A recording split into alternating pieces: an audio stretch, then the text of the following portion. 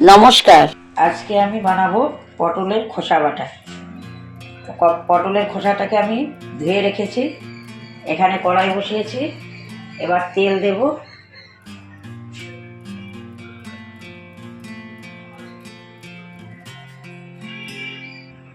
এবার পটলের খোসাগুলোকে ভেজে নেব।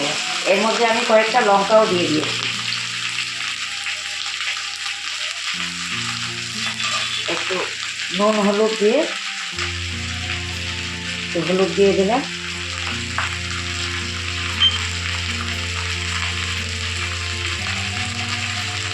একটু নুন দিয়ে দিলাম, দিয়ে এবার এটাকে একটু ভালো করে ভেজে নেব।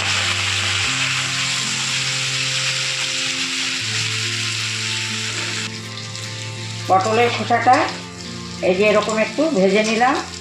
এবার এটাকে আমি উঠিয়ে নেব।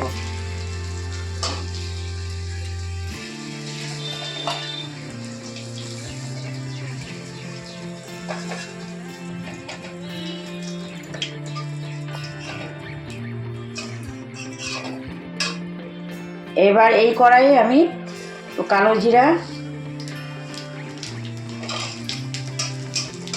আর রসুনগুলোকে ভেজে নেব।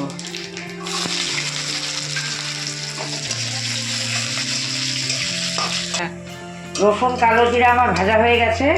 এর মধ্যেই পটলের খোসাগুলোকে আমি আর একটু ঢেলে দেব, দিয়ে এর সঙ্গে মিলিয়ে নেব। তারপর আমি এটাকে মিক্সি ব্যবহার করব না, শিলপাটাতেই বাটবো।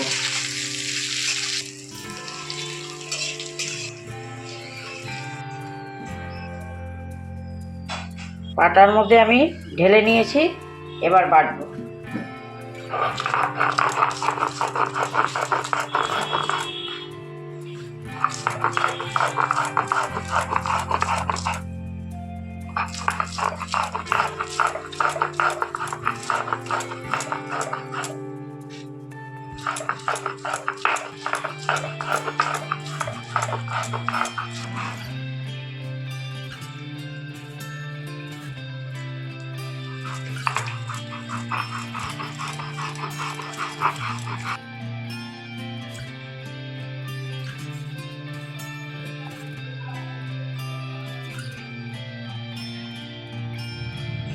একটু সরষের তেল মিলিয়ে দিলাম।